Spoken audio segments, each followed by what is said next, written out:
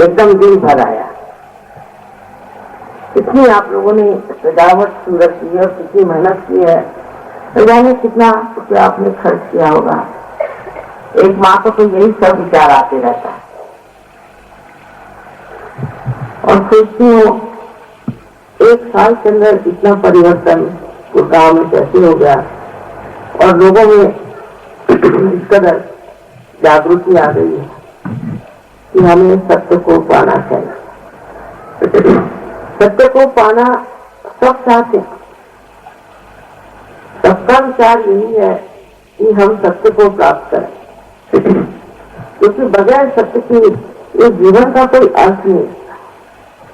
अंधेरे में हम जो भी टटोलते हैं, देखते हैं, उसमें भ्रांति में ही इंसान पड़ जाता है। और ये कलयुग की विशेषता है कि कलयुग में लोग भ्रांति में आ जाए, उनके अंदर किसी चीज पर श्रद्धा नहीं बैठती, क्योंकि अजीब और गरीब लोग परमात्मा का नाम ले सकते हैं, बड़ी बड़ी बातें करके, धार्मिक बातें करके लोगों को भुलावे में डालते हैं। तो फिर सत्य क्या है और कैसे जाना जाए? लेकिन जो खोज रहे हैं वो इसमें मार खा जाते हैं। जो हृदय से खोज रहे हैं, श्रद्धा से खोज रहे हैं, वो भूले भटके में आ जाते। और इसीलिए अपने हरियाणा में मैंने कहा था कि जरूर शुरू करें। उस यहाँ के लोग सीधे सरल हैं, पर हो सकता है यहाँ भी गुरुओं का चक्कर चल पड़ा होगा। जहाँ पर सादगी होगी वही गुरु जरूर जाता है। और वो गुरु नहीं है, अगुरु।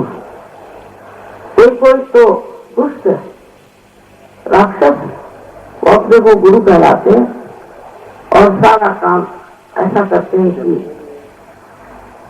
आपसे जितना कुछ ऐड सकते उतना ऐड में और आपकी कुंडली खराब कर, आपकी सारी दिशा भूल हो जाए।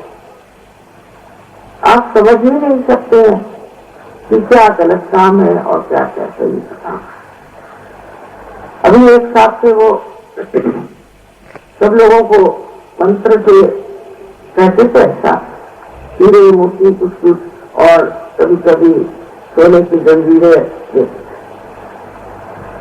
अब बड़े लोगों को विश्वास हो गया कि चलो हमें भी हीरे की जंजीर मिल जाएगी या हमें भी कुछ ऐसी चीज मिल जाएगी जो बड़ी मूल्यवान हो। और लोग इस बुलावे में जाते थे, अपने घरों में फोटो रखना, दुनिया भर की बातें उनके बारे में बन पड़ी।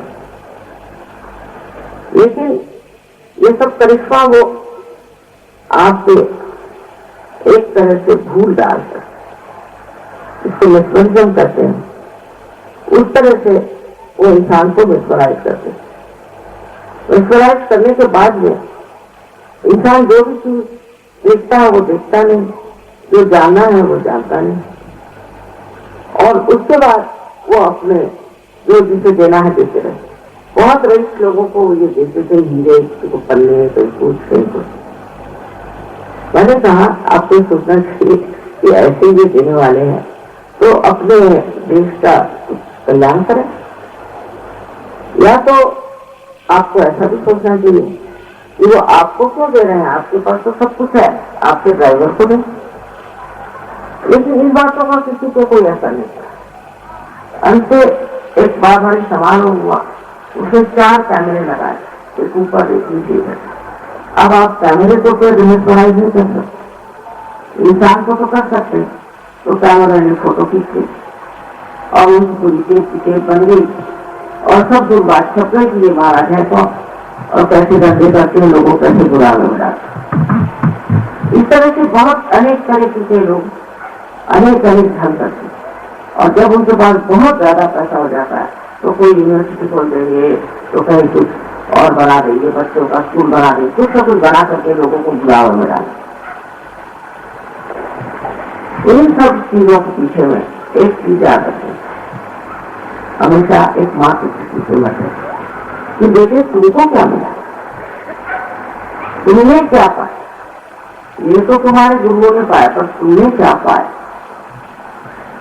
बहुत से लोग हैं वो कहते हमें बड़ी शांति मिली, कोई कहते हैं हमें बड़ा सुख मिला। ऐसा कुछ है नहीं। ऐसे झूठे बुलावे में मनुष्य बैठा है। असल में आपको शक्ति मिली,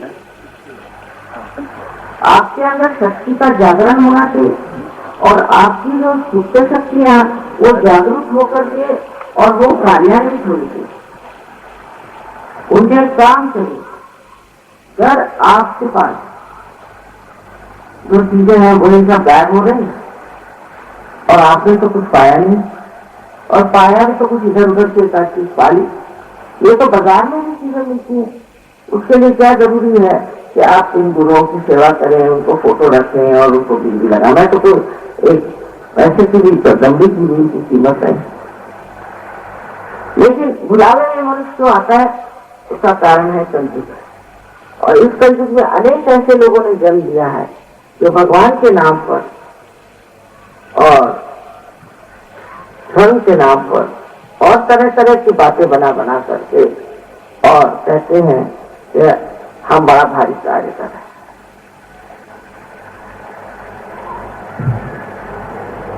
आपके सामने अभी इन्होंने बताया ही है कि हमारे अंदर चक्र कहते हैं और चक्रों की क्या स्थिति है और किस तरह से कुंडलिनी का जागरण होता है और उससे किस तरह हमारे सब चक्र जो हैं वो प्लावित होते हैं और इसके अलावा किस तरह से उन्हें प्रकाश आता है। हमारा चित्त जैसे प्रकाशमय हो जाता है और उससे हम देखने लग जाते हैं कि क्या क्या चीज हम गलत कर रहे हैं। हम खुद ही अपने ही गुरु हो जाते हैं, हम खुद ही अपने को देखने लग जाते हैं और अपनी जो गतिविधियां हैं उसकी चालना हमारे समझ में तब आ जाता है कि देखो ये चीज हम कर रहे थे, ये हमें नाश की ओर ले जाती है, ये हमारा विनाश करे। ये खुद अपने आप समझ में आ जाता है क्योंकि कुंडलिनी के जागरण से आपके आत्मा का प्रकाश आपके चित्त में आ जाता है। उसे आप एकदम देख लेते हैं। अभी आप सब लोग यहाँ बैठे हुए साथ में और अगर कोई यहाँ प्रकाश में अंधेरा हो तो आप एक दूसरों को भी नहीं जानिएगा। आप जब चलिएगा तो इससे लड़खड़ाई है, उससे लड़खड़ाइएगा या जगह खड़ा हो जाए, कैसे से बच्चे को ही पैर पड़ जाए। यही है कि अज्ञान के अंधकार में इस कलयुग में मनुष्य खो जाता है और उससे खोने का मुख्य कारण ये है कि अभी तक की जो कुछ भी प्रणालियां रही लोग आकर के खड़े हो गए तो उन्होंने अपने अपने तरीके से सब चीज कराने शुरू कर दी। यही बात हर हमारे व्यवहार में आ गई, प्रांगण में आ गई। अब सब लोग कहते देखिए हमारे जमाने में पैसा नहीं था, आजकल पता नहीं ऐसे कैसे हो रहा है, हमारे जमाने में बात नहीं थी। क्योंकि उस जमाने में जो बातें होती थी उसके पीछे में लोगों में एक परमात्मा का भय था। सत्य को तो नहीं पाया था पर परमात्मा का भय था और सोचते थे ये हमारे बाप दादाओं ने बताया कि ये गलत बात है, ये पाप है, तुमको ये नहीं करना। लेकिन अब वो भय उठ गया क्योंकि परमात्मा है कि नहीं यही प्रश्न लोगों के सामने खड़ा हुआ। परमात्मा पे हम विश्वास करें या नहीं करें। और फिर परमात्मा की जगह ऐसे अगुरु आके खड़े हो गए, ऐसे दुष्ट लोग इनको की पता नहीं क्या कहना चाहिए। तो वो बीच में खड़े हो जाने से सारी ही परमात्मा की सृष्टि बदल गई और हम भी बदल गए और बहुत सारी ऐसी गलत बातें होने लग गई कि जो होनी नहीं थी। मनुष्य बहुत ज्यादा अपने में ही सीमित रह गया, अपने में ही, अपने स्वार्थ में, अपने विचार में और उससे परमार्थ से और लक्ष्य। क्योंकि जब आप मंदिरों में जाओ, चर्च में जाओ, मस्जिदों में जाओ, कहीं भी जाओ और पैसा पाइए, हर जगह पैसा। पैसा की जरूरत कुछ नहीं होता। कोई समझता ही नहीं है जब कहते हैं कि स्वर्ग में पैसा नहीं दिए, कोई नहीं समझता। अब बताइए ये क्या सुंदर यहाँ फूल लगे, इन फूलों को हमने प्राप्त किया, ठीक है, माली को पैसे दिए, पर इस पृथ्वी माता को कुछ पैसा दिया क्या? जिसने काम किया उसको आपको कुछ पैसा नहीं, क्योंकि वो पैसा समझती नहीं, उसको मालूम नहीं पैसा चीज क्या है, उसका कोई मूल्य ही उसके सामने नहीं है कि पैसा कोई बड़ी भारी चीज है या उसको प्राप्त करा के, और वो तो इसी में आनंदित है कि मेरे अंदर जो शक्ति बंधी हुई है जिससे मैं एक बीज को एक सुंदर से वृक्ष में भी परिवर्तित कर सकती हूँ, तो क्यों न करूं। और उसी परिवर्तन क्रिया को वो अपना सबसे महत्वपूर्ण कहना चाहिए, संपत्ति का दान करना। इसी प्रकार सहयोग में भी आप जानिए कि ये एक जीवंत क्रिया है, जीवंत क्रिया। वो कैसे घटित होती? तो पूछेगा कि एक बीज जब लगाइए तो उसमें से पौधा कैसे निकल आता है? कोई जवाब नहीं। जो बीज है उसमें भी ये चीज नींद है, उसमें भी ये चीज है, और जो ये जमीन है उसमें भी वही चीज बंधी हुई थी जिससे ये पनपता है। ये सब अंदर से बंधी हुई चीजें शुरू से परमात्मा ने बनाई हुई है, और उसी के कारण ये सृष्टि जो है इससे तो भी ऐसे कार्यों को करती है इसको हम समझ नहीं पाते। जैसे अब एक फूल का पेड़ पौधा है वो एक ही हद तक पड़ेगा, एक गज आम का पेड़ है तो एक ही हद तक पड़ेगा, आम में सेब नहीं लगेगा। ये सारी सीमाएं मानने वाली जो शक्ति है उसी को हम परम चैतन्य कहते हैं। इसको बहुतों ने नानक साहब की आज शताब्दी है, उनको नमस्कार करके हम कहते हैं। उन्होंने कितनी बार इस बात पर कहा, ये जीवंत क्रिया है, इसके लिए कहाँ जंगल में जाते, कहाँ जाते, तुम्हारे हृदय में बसे हुए उस परमात्मा को प्राप्त करो। उन्होंने खुद का सहज समाधि लागू, समाधि माने ये जो उसी दशा हमारे चेतना की है वो सहज होती है, उसमें ये नहीं कि ये करो वो करो, कुछ भी करने की जरूरत नहीं, अपने आप होती है। और आज का बड़ा भारी दिन है कि कहते हैं कि इसका नाम गुरु राम था, और यहाँ पर नानक साहब के शताब्दी पर हमें आना पड़ा। ये बहुत बड़ी बात। आज गुरुओं पर कहने की बात ऐसी आ गई है कि कहाँ वो लोग और कहाँ ये लोग अपनी बुद्धि चलाने और सोचना चाहिए। ईसा मसीह को 30 रुपए में बेच डाला गया, क्या उन्होंने किसी से रुपए इकट्ठे किए? ये लोग आपसे रुपए इकट्ठे करते हैं, बड़े बड़े महल बनवाते हैं, बड़े बड़े पता नहीं क्या क्या धंधे करते हैं, और ये रुपया इकट्ठा करने का धंधा कोई भी परमात्मा का मनुष्य नहीं करता, उसको नहीं समझना।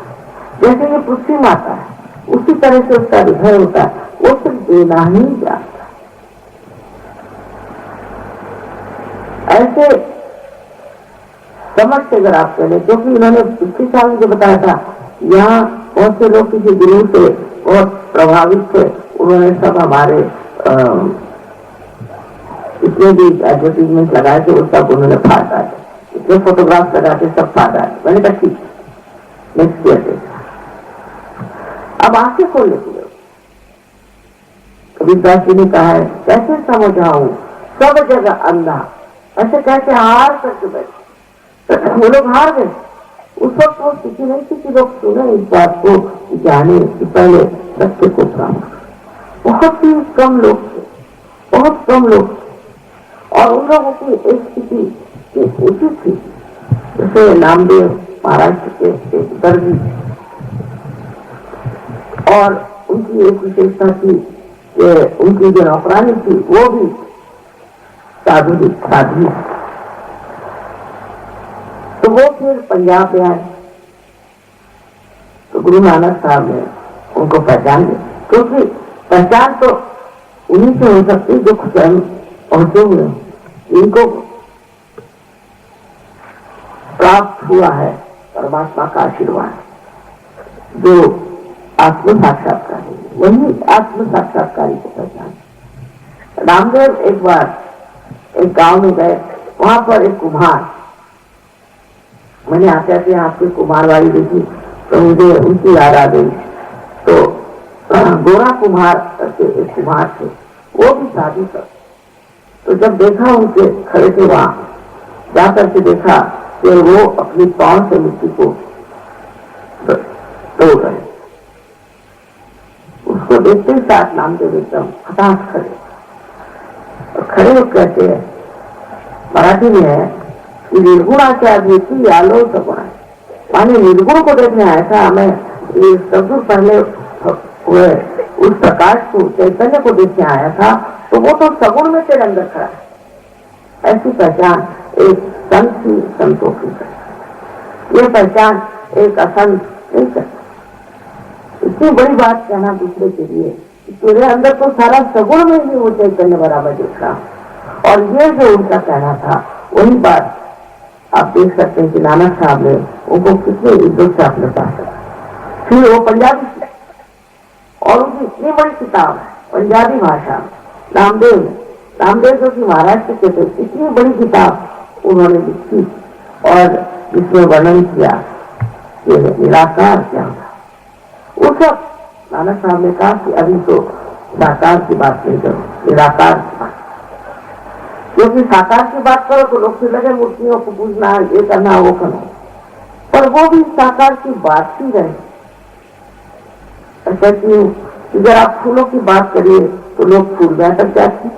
अच्छा, तो फूलों की बात मत करिए, शहद की बात करिए क्योंकि आपको शहद को प्राप्त करना, तो शहद की बात शुरू करिए तो शहद में आपको एक मधुकर होना चाहिए, आपको एक बीज होना चाहिए जिससे कि आपसे वो शक्ति आए कि आप उस शहद तक पहुंचे। ये बात उन्होंने सबने कही है, ये कोई मैं नई बात नहीं कह रही। ये तुकाराम थे, रामदास थे, आदि शंकराचार्य थे, या कोई भी आपके सबसे बड़े, तो मैं कहती 12वीं शताब्दी में जो ज्ञानेश्वर जी हो गए, उन्होंने भी साफ साफ कह दिया कि आत्म साक्षात्कार के बगैर आप ज्ञान को प्राप्त नहीं कर।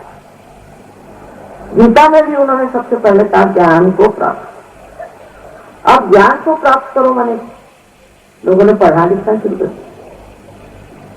पढ़ना लिखना तो कोई भी कर सकता, उससे कोई ज्ञानी तो नहीं होता। कभी तो देखा मैंने ज्यादा जो लोग पढ़े लिखे होते हैं वो तो इस कदर घमंडी, इस कदर गुस्सैले और अपने को पता नहीं क्या समझने लग जाए। कभी कबीरदास जी ने कहा ना, पढ़ी पढ़ी पंडित मूर्ख भय, पढ़ करके वो सोचने लगते हमें बड़े विद्वान है, हम ही ने जैसे कोई गीता लिखी है, हम ही सब रामायण जानते हैं, हम ही सब कुरान जानते हैं। और इसमें एक तरह की जो मद का नशा चल जाता है, उससे आदमी देख भी नहीं सकता कि मैं जिसको कहना हूं ज्ञान, वो ज्ञान नहीं, क्योंकि ज्ञान एक इसलिए कि हम अपने नसों पर जान सकते हैं, अपने सेंट्रल नर्वस सिस्टम से ज्ञान को जानना है। जैसे इंसान और पशु में अंतर है कि बहुत सी बातें इंसान जानता है, पशु नहीं।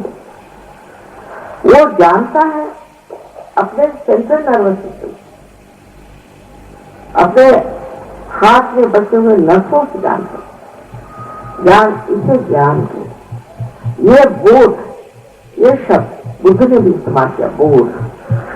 बोध माने हमारे अंदर जो हमारी यंत्रणा है पूरी बनी हुई, ये हमारे शरीर में जो ब्रेन है और उसकी जो कुछ चीजें हैं, उस सब में इसका ज्ञान होना चाहिए। जैसे आप बैठे, आप देख रहे हैं कि यहाँ लाइट चल रही, अभी आप सब देख रहे हैं और सब यही बात जान रहे हैं कि यहाँ लाइट चल रही। इसमें तो कोई शंका नहीं कर सकता, क्योंकि आप अपने आंख से इसे देखते, अपने सेंट्रल नर्वस सिस्टम से आता है। इसी प्रकार ज्ञान वो होगा जो आप अपने शरीर के अंदर उसे महसूस करें, अपने बुद्धि चातुर्य से नहीं, या अपने भावना से नहीं, क्या मैं तो बस भगवान में रस हूँ और मैं तो बस भगवान की गाना गाती रहती हूँ और फलाना, इसमें कोई है, ये सब नाटक। और इसलिए एक माँ के रिश्ते में आपसे बताती हूँ कि नाटकों से दूर है। सत्य को पाने के लिए सबसे बड़ी चीज ये है कि आप अपने को जानिए कि आप इसलिए दुनिया में आए। साइंस आपको सब चीजों का जवाब दे सकता है, ऐसा लोग सोचते हैं, ये गलत। बहुत सी बातों का वो जवाब दे ही नहीं, और खास करके इसका जवाब नहीं दे सकता कि आप इस दुनिया में आए क्यों, आपका यहाँ आने से मतलब। इस पर गौर करके देखना चाहिए कि हमने अपने को जाना ही क्यों, जाना नहीं है। हम कहते हैं मेरी बुद्धि चल रही है और मेरा दिमाग सोचता है, या हम कहते हैं कि ये मेरा है, मेरी आंख, मेरा हाथ, पर ये मेरा मैं है कौन? इसको हमने जाना है, ये मैं कौन, यही जानना आत्म साक्षात्कार। और उसके जानने का मतलब बुद्धि पुरस्कार नहीं है कि वो अपने दिमाग से जाना जाएगा, ये बात नहीं। वो आपके नस नस पे जाना है, और जब वो इस तरह से जाना जाएगा वही असल में ज्ञान है। ये बात कृष्ण ने सबसे पहले अर्जुन को बताई, पर अर्जुन ने फिर सवाल पूछे तो उन्होंने कहा ठीक है, तुम कर्म करो और सब परमात्मा पे छोड़ो, हो ही नहीं सकता। कृष्ण जो थे वो कहना चाहिए बड़े भारी डिप्लोमैट। उनका इंसान की खोपड़ी उड़ती है, उसको कोई किसी सरल बात बताने से उसकी खोपड़ी में जाती है, तो उसी तरह से बता दिया कि तू सारे कर्म को परमात्मा में छोड़।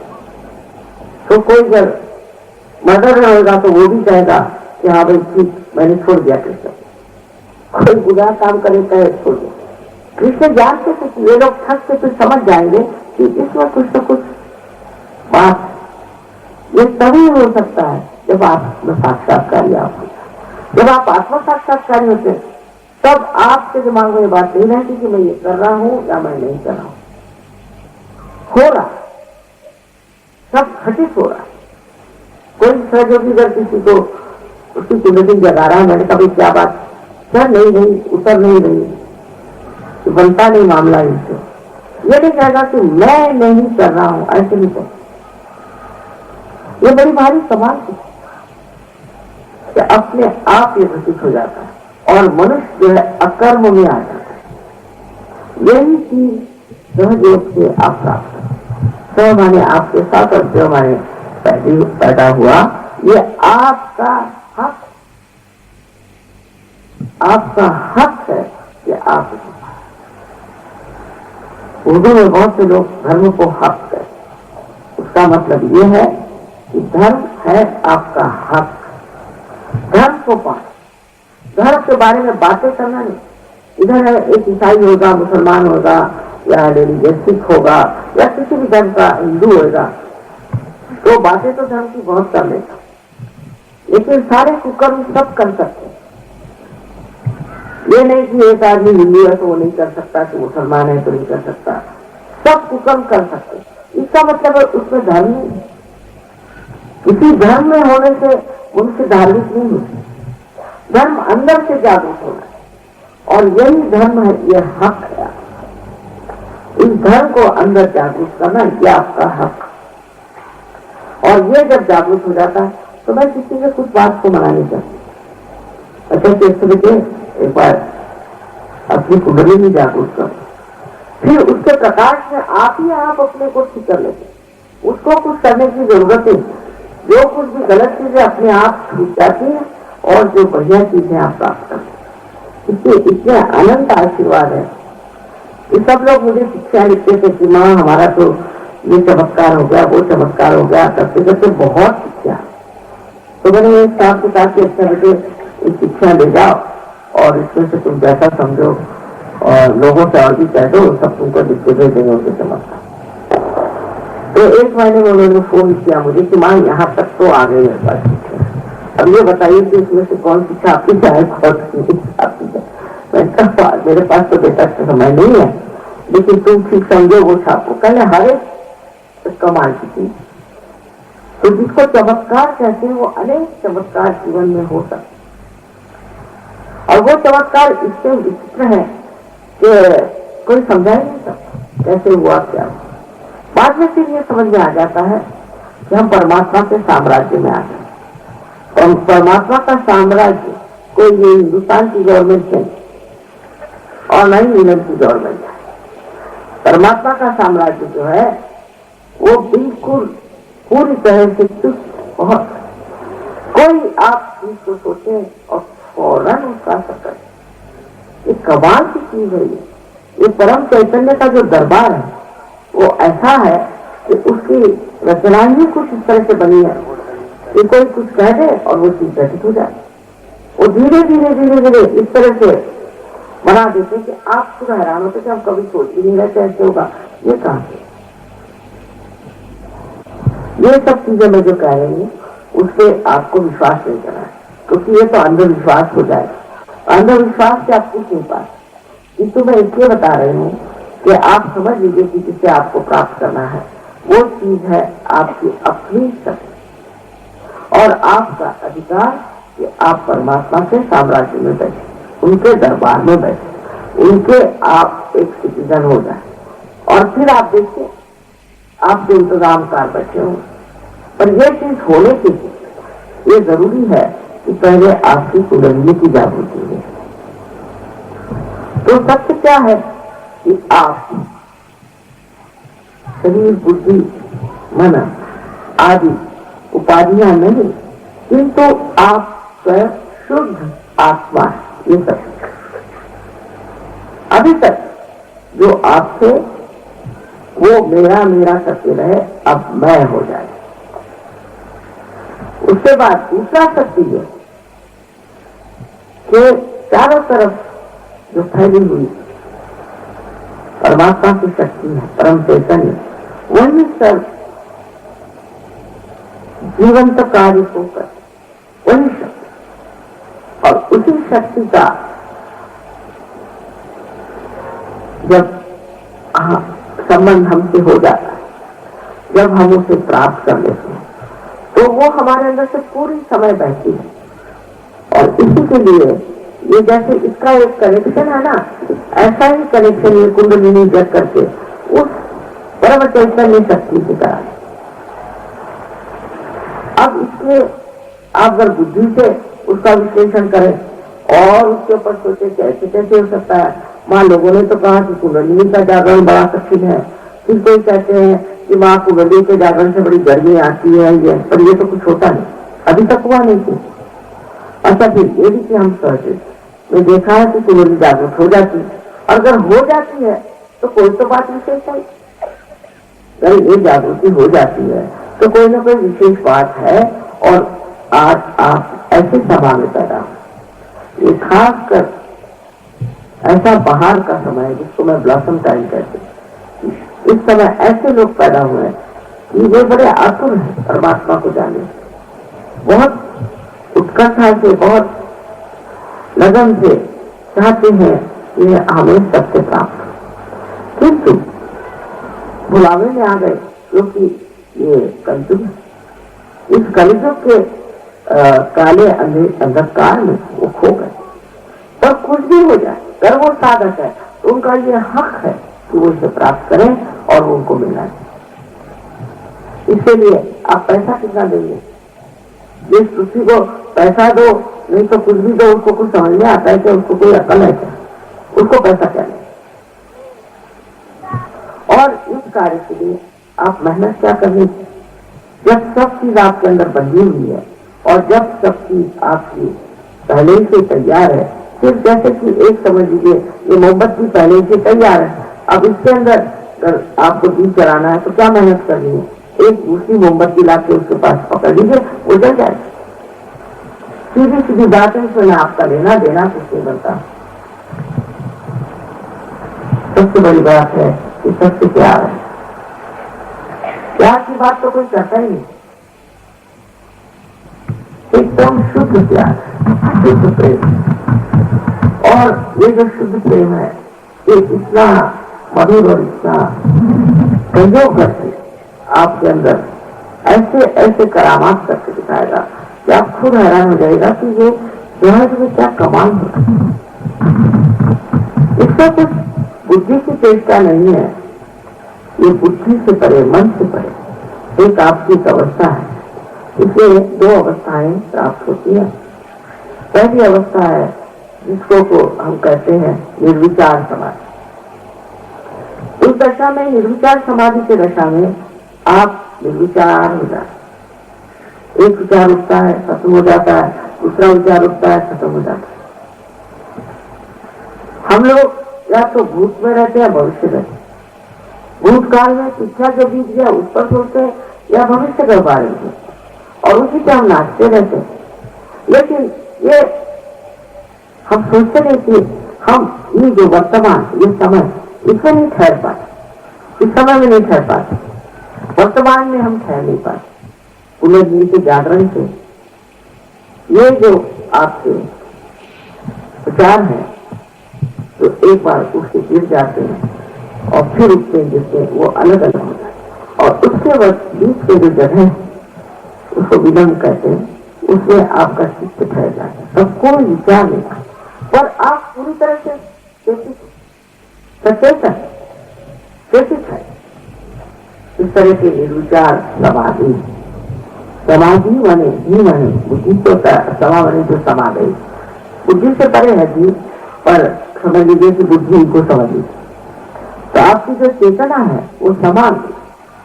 तो पहले निर्विचार समाधि ये प्राप्त हो और उसके बाद में निर्विचार समाधि के बाद में निर्विकल्प समाधि प्राप्त हो। बहुतों को दोनों एक साथ मिल जाते हैं। निर्विकल्प में कोई शंका कुशंका नहीं रह जाती, उसको जब आप इस्तेमाल करते हैं इस शक्ति को तो आप आश्चर्य करते हैं कि आपके हाथ से कुंडली नहीं उठ रहे लोगों, आप लोगों की बीमारियां ठीक करें, दूसरों के आप चक्र देखें, क्योंकि आप सामूहिक चेतना में जागरूक हो गए, दूसरा कोई है ही नहीं, आप ही एक शरीर के अंदर प्रत्यंग हो गए। इसलिए आप महसूस कर रहे हैं, उसको जान रहे हैं कि दूसरे में क्या तकलीफ है, शिकायत है, आपके इंद्रियों पर आप जान रहे हैं। उस सामूहिक चेतना पर जब आप कार्य करते हैं और सामूहिकता में जब आ जाते हैं तो आपको एक दूसरी दशा प्राप्त होती जिसे हम निर्विकल्प समाज। निर्विकल्प माने कोई विकल्प नहीं रह जाता, तब आप समझ जाते हैं हाँ सत्य को पाने। ऐसे कहने के लिए तो बात बड़ी अनूठी लगती है, लोग ऐसी बातें कहते नहीं और बताते नहीं है कि आपकी चेतना में इतना परिवर्तन हो जाता है, एक नया आयाम, एक नया डायमेंशन आपके अंदर आता है।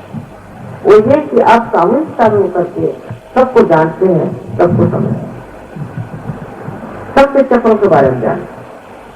आप बोलेंगे नहीं लेकिन आप जानेंगे तो अगर आप ये समझ लें कि इन चक्रों के कारण ही हमारे अंदर जो भी दूषित हुआ, जो भी गलत है, वो सब इन चक्रों के कारण, चाहे शारीरिक, मानसिक, बौद्धिक और संसारिक कोई सी भी चीज हो, इसके अलावा आध्यात्मिक कोई सी भी चीज जो हमारे अंदर खराब होती है, चक्रों की खराबी से होती है।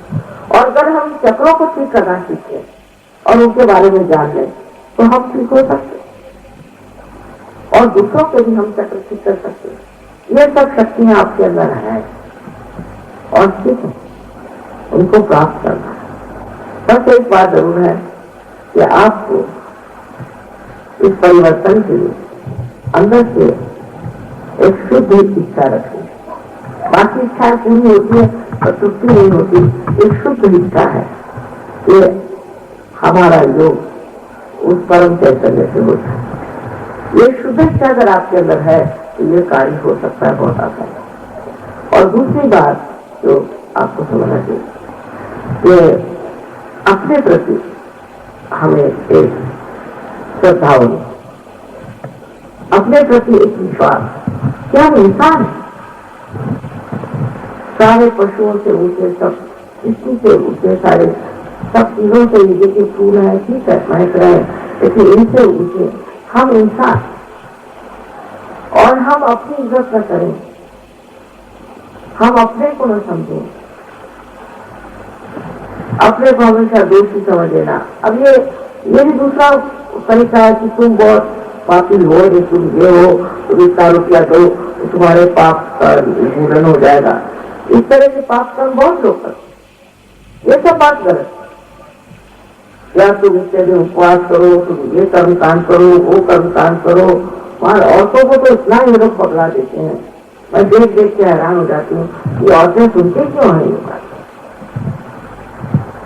तो समझने की बात यह है कि पहले समझ लीजिए कि आप इंसान और आप सबके अंदर कुंडली नहीं है और वो जागरूक हो सकती। वो आपकी माँ, हर एक की अलग अलग माँ है, आपके बारे में सब जानती है और आपको पुनर्जन्म देने के लिए वो बड़ी इच्छुक। वो ये नहीं कि सिर्फ मैं कह रही हूँ इसके ऊपर वास्तविक यही बात। फिर आप अपनी इज्जत अपने को इतना किसी भी तरह से पापी या दुखी या दोषी नहीं करते। पहली तो बात ये बहुत जरूरी है, क्योंकि आप सारे संसार की जितनी सृष्टि की क्रिया हुई है उसमें सबसे ऊंची चीज मनुष्य, और फिर भारत में तो सबसे ऊंचा है। आप ये भी नहीं जानते ये पुण्य भूमि, ये पुण्य भूमि, महान पुण्य यहाँ पर अनेक पुण्य हुए। अब बाहर जाने से पता चलता है मुझे कि कितने पुण्यवान लोग यहाँ रहते हैं जिनको कि पाप पुण्य के बारे में पहले ही क्यों मालूम, लेकिन वो समझते नहीं कि हम कितने पुण्यवान हैं और हमें इस पुण्य का कितना लाभ होने वाला। ऐसे ही पुण्यवान आज आप आए हैं जो पाने के बिल्कुल योग्य है।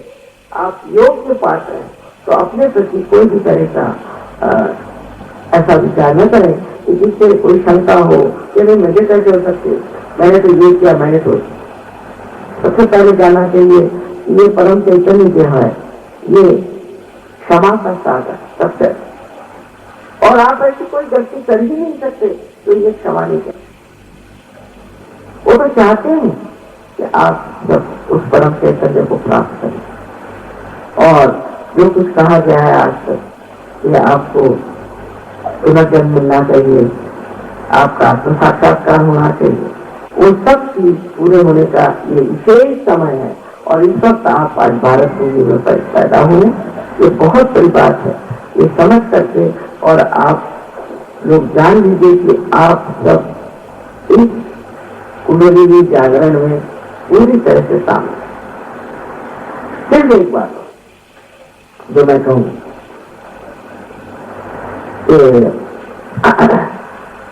योग में अभी जब आप आए हैं तो जैसे बीज में अंकुर आ जाएगा, पौधा निकल भी रहा है तो भी उसको संजोना पड़ता है। इसलिए इसके बाद ये नहीं होना चाहिए कि आप लोग मेरा लेक्चर सुने आ गए और फिर उसके बाद पार हो गए, फिर आपको लगेगा थोड़ी वैसे और मैं तो तैर रहा हूँ आ रहा नहीं, ऐसा लगता है। उसे पूछती है फिर वो कुंडलिनी जो है वो हर एक क्षेत्र से आपसे काम कर रही है। तो आपके लिए आवश्यक है कि यहाँ जो सेंटर बना हुआ है और इसकी बात है, और ये सेंटर जो है ये सब सेंटर यहाँ के बड़े अच्छे लोगों ने लिए हुए हैं, वो बड़ी मदद कर रहे हैं। तो ऐसे सेंटर से आपको सबको जाना है, क्योंकि ये कार्य सामूहिक का, ये सामूहिक चेतना का कार्य सामूहिक है। पर एक शरीर जैसे इन्होंने 60 देशों की बात करी, वो सारे 60 देश के सारे सहयोगी जो है वो इसी एक शरीर के समझ के अंग प्रत्यय होता है। अगर आप कोई तकलीफ से हो जाए तो सारे 60 देशों में वो बात भूल जाए। किसी को जरा तकलीफ हो जाएगी सब लोग दौड़ पड़े, ऐसे इनकी मदद करें। हर माँ ऐसे रिश्तेदारी, ऐसा प्यार कहीं देखने को नहीं। हम देखते हैं, अभी हम गए थे रशिया, वहां पे करीबन 7-8 हजार लोग आए और अनेक देशों इनको भाषा भी नहीं आती, पर क्या प्यार और क्या आपकी बातचीत होती और किस तरह से एक दूसरे से मिल रहे थे। एक देश का बिल्कुल माँ का देश तो बिल्कुल बात मेरे बच्चे सब आ करके इस तरह से कोई झगड़ा नहीं, कुछ नहीं। हाँ, हंसी मजाक कौन, पूरी तरह हंसते रहना, हंसी मजाक करना और एक दूसरे की टांगे खींचना वो, लेकिन इतना प्यार, इतना दुलार, इतनी आपकी पूछताछ और सब ऐसे मंडप में सोच कोई चीज को जरूरत नहीं, कुछ नहीं, सब बड़े में इस प्रकार की एक बड़ी भारी कौम तैयार हो। और ये जो कौम है इसको हम सर्च करनी चाहते हैं। इस धर्म में बैठे हैं और सर्च को आप फौरन पहचान लीजिए, इसकी बातचीत, उसकी तबीयत, बोलने का ढंग, वो सब कुछ। मैं चाहती हूँ कि आप लोग जो यहाँ से गुड़गांव के हैं, कल मैंने गलती कर दी, मुझे लगा मैं गुड़गांव में गई क्योंकि उनका कि गुड़गांव के लोग बहुत ज्यादा मीठे होते, तो बड़े मीठे लोग बैठे थे, तो मैंने कह दिया ये गुड़गांव में बताया चला कि गुरुग्राम तो दूसरा है और इसका नाम था गुरुग्राम। तो वहाँ मैंने कहा कि आप गुरु के जैसे मुझे लग रहे हैं, सब लोग तो मैंने उनके ही कह दिया कि तुम गुरुग्राम के। पहला जो भी हो, आज का दिन ही बहुत बड़ा है और इस दिन पर इन लोगों ने, संतों ने कितना अपना खून दिया, कितनी बातें कही, कितनी वाणी कही, कितनी मेहनत करी, पर हम लोग उससे चल नहीं पाते क्योंकि हम समर्थ नहीं है। हमारे अंदर अभी वो प्रकाश नहीं आए, उस प्रकाश को ले लीजिए। फिर आप देख लीजिए कैसे आनंद के सागर में आप तैरने लगे। आज हमारे ऐसी कह दिया, ऐसी में कहती नहीं शुरू में, पर न जाने क्यों आज के दिन गुरु नानक की शताब्दी की वजह से मन की आती जो बातें उन्होंने कही, जो बातें उन्होंने कभी दासी ने भविष्य के बारे में कही, वो सब पूरी होने वाले और उससे कोई शंका नहीं। तो अभी इन लोगों को जागृति चाहिए और सर आंखों पर यहाँ बैठे, पर जिनको नहीं चाहिए उन पर जबरदस्ती नहीं करनी, क्योंकि आपको परमात्मा ने आपकी स्वतंत्रता दी। चाहे आप नर्क में जाना चाहें, चाहे स्वर्ग में जाना चाहें, ये परमात्मा ने आपको छोड़ा। इसके लिए कोई भी नहीं कि कोई जबरदस्ती कर सकता। तो जिनको जागृति देनी है वो जरूर बैठे रहे, और जिनको नहीं देनी है वो इधर उठ जाए तो बड़ी मेहरबानी। ये जरूर मैं कहूंगी, ये कितना भी भाषण दो, पूर्ति करो, उससे कोई फर्क नहीं पड़ता। जागृति तो इतनी जल्दी हो जाती है हिंदुस्तान में, मैं स्वयं आश्चर्य से बाहर तो मेरे हाथ टूट जाते हैं मेहनत कर करके, एक तो मेहनत करो, ये करो, वो करो, और आप लोग ऐसे भक्त लोग हैं, इस तरह से आप प्राप्त करते हैं कि मुझे खुद आश्चर्य होता है। सर गाँव में 100% उन्होंने सब लोग पार कमाल है।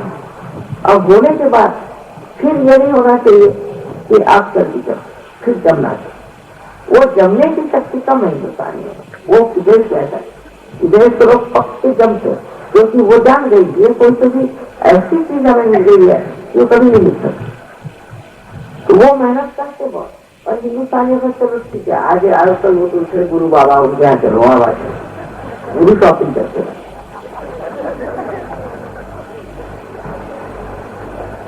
तो इसके प्रति एक बहुत श्रद्धा से अपनी और श्रद्धा, या अपना आत्म साक्षात्कार जिससे बढ़ा, इसीलिए मैं बार बार कहती हूँ अपने और श्रद्धा, और उस श्रद्धा से आप जम जाए। पहले आप अपने को जान लीजिए, फिर आप मुझे भी जान लीजिए। अभी मुझे जानने की कोशिश मत करिए, बड़े कठिन काम है। आप पहले अपने को जानिए और उससे फिर आप जम जाए, उस सत्य पे आप जम जाए, तब आप समझ लेंगे कि आप हैं क्या। मैं जो कह रही हूँ कि आप इतने गौरवशाली हैं, ये मैं सिद्ध कर दूँ, लेकिन आगे दावादौर नहीं होना, इसीलिए जमते जाना। जैसे कहते हैं कि 20 जगह थोड़ा सा पानी मिले वही कुआं खोदना चाहिए, 10 जगह चेक करने से क्या फायदा। पर ये जरा हिंदुस्तानी की प्रवृत्ति है कि वो जब तक 10 जगह नहीं घूमेंगे और सब तरफ से मार नहीं खाएंगे तब तक वो जमेंगे। तो मैं नहीं चाहती, मैं चाहती हूँ कि आप सब किसी में जम जाए और आराम से आनंद से जिंदगी। अब इससे कितने लाभ है ये बताने का समय नहीं है, पर आप खुद ही देख लीजिएगा और बता दीजिएगा कि माँ ये फायदा हो, हमारा वो फायदा हो गया। ये बड़ी आनंद की बात है।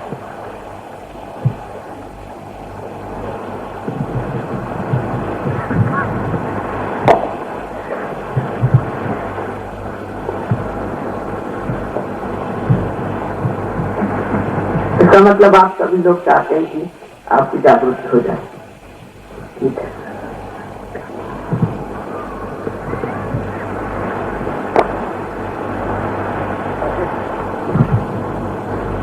हिंदुस्तानियों के साथ कुछ बहुत ज्यादा मेहनत नहीं करनी पड़ती, ये एक बड़ा भारी वरदान है आपके लिए। ऐसे आ सकते हैं।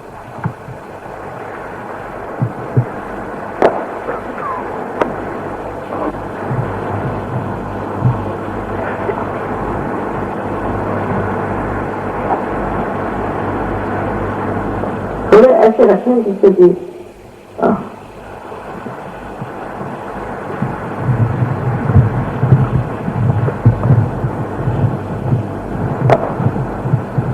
भाव अपनी आंखें बंद कर, चाहे तो चश्मा भी उतार दे, क्योंकि उसे दृष्टि भी ठीक होती है। आंखें बंद।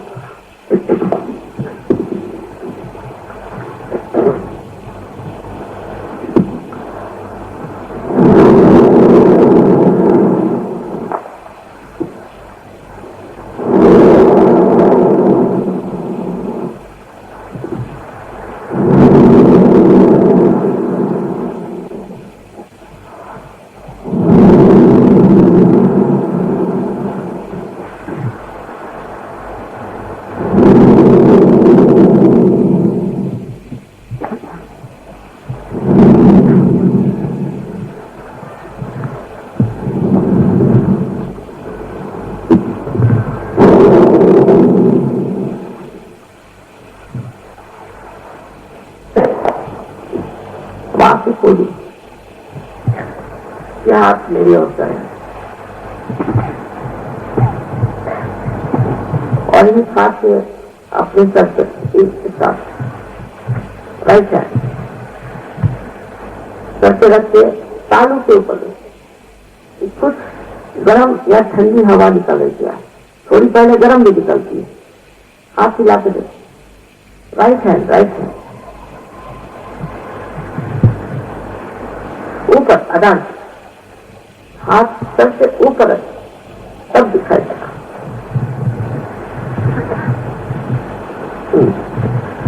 अब राइट हैंड हमारे ऊपर और लेफ्ट हैंड से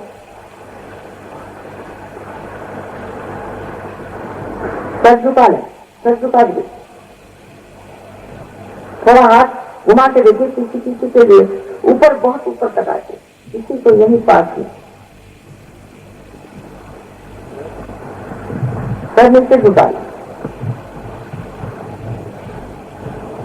अब लेफ्ट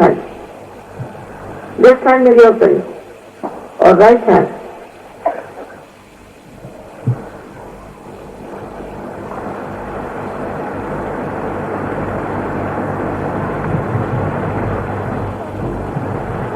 अब दोनों हाथ आकाश के, सर पीछे करके पूछे कोई सवाल, मां क्या यही परम चैतन्य है? 3 बार प्रश्न हमने पूछा, मां क्या यही परम चैतन्य?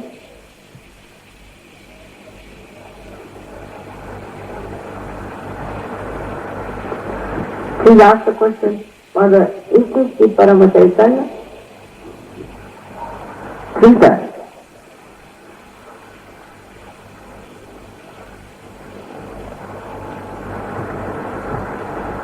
अब हाथ नीचे गए, सबके हाथों में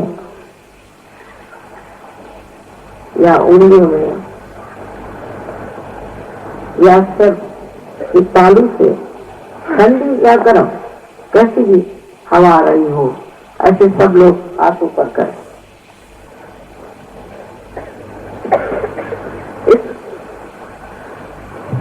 सबके सब आप लोग पार हो गए, सबके सब पार हो गए।